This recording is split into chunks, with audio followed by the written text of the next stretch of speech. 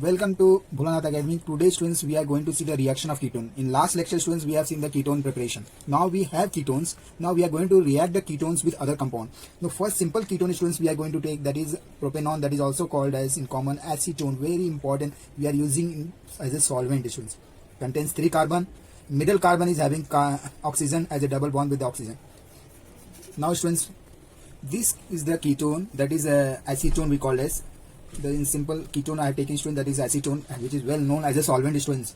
When you will do the oxidation of this ketone, students, with nascent oxygen, what happens, students? Oxidation will take place.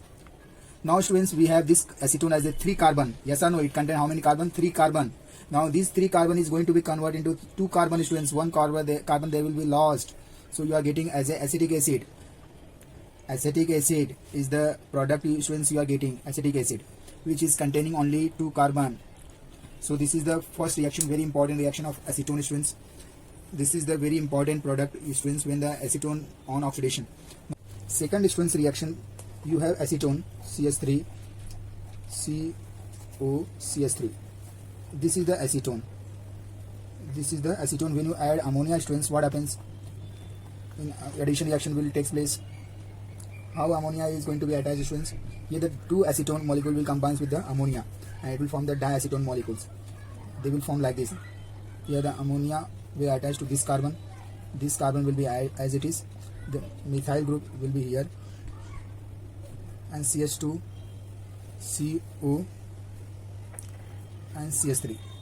This is the diacetone ammonia you are getting, students, as a product. The name of the product, students, very simple product, students, diacetone. 2 acetone molecule will combine with ammonia, form diacetone amine as the product. Now, students, third reaction, students, we are going to use. Third reaction, students. Third reaction is very simple, students. You have ketone, simple ketone, that is acetone. This is the acetone we have taken, students, only the acetone. Now here, students, we are going to do the reduction of acetone. If you have, you can reduce with sodium amalgam. Sodium amalgam in presence of water, or you can, if you have, you can add hydrogen gas. You have to pass in presence of nickel and heat it. So reaction will take place. Reduction means, students, we are giving hydrogen. Hydrogen is going to be attached. What happens, students, when you get the carbonyl of the acetone is going to be converted into single bond. Double bond will become single bond. The CS3 will be as it is, hydrogen, and here the OH will be attached. Now this way you are getting secondary alcohol. Secondary alcohol you are getting, students, which is very important. So when you do the oxidation of acetone, that is ketone on oxidation, always gives you secondary alcohol. It will not gives you primary alcohol. This is very important reaction, students. Sometimes they may ask in board examination. Now fourth reaction, students, we are going to see. We have acetone, students, CS3. This is the carbonyl group, students. We are adding Grignard reagent, students. We have to add Grignard reagent as CS3, methyl magnesium iodide in presence of ether. After that, you have to add, students, dilute HCl. In water we have to add, students. What happens, students? This is going to be the form tertiary alcohol. This methyl double bond will become single bond. First you have to, the reaction double bond becomes, methyl group will be as it is.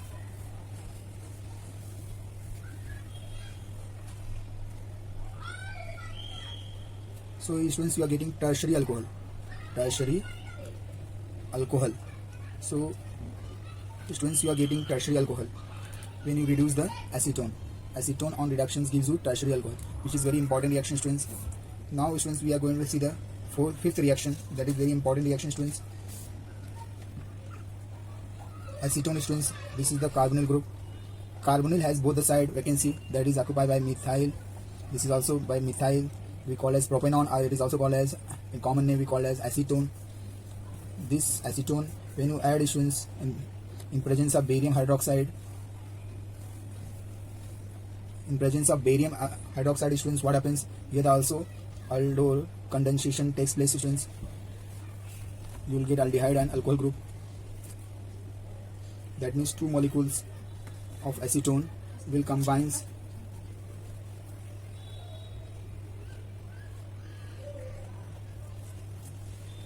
One will be hydroxyl group, students, and other, students, you will get CS2 CO CS3. we call as diacetone alcohol, because it is there is two diacetone molecule we are using, that is why it is called as diacetone alcohol. Now when you heat these students, what happens? The water will eliminated from hydroxyl side. There is elimination of water molecules, so there will be double bond here. One electron will come and form the double bond.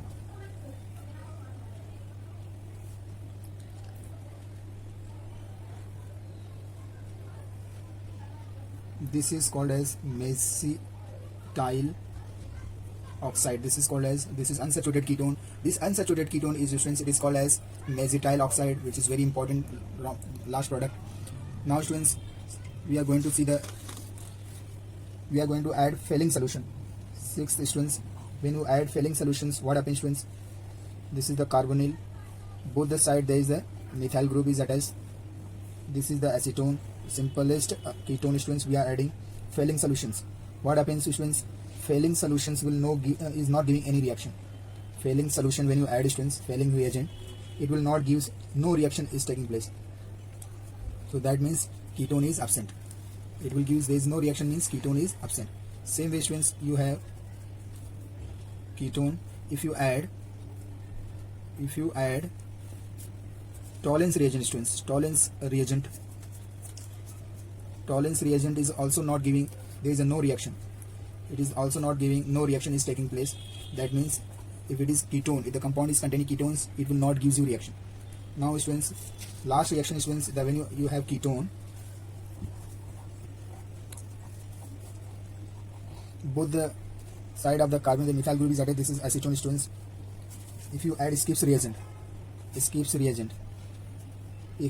reagents will also not giving any reaction. There is no reaction is taking place. So this, with the help of this reagent, we comes to know whether the given compound is aldehyde or ketones. So they are the with the help of this reagent we can distinguish between aldehyde and ketones, because all these reagents are reacting with the aldehyde, but they are not reacting with acetone. So thank you, students. Thank you very much. If you like my video,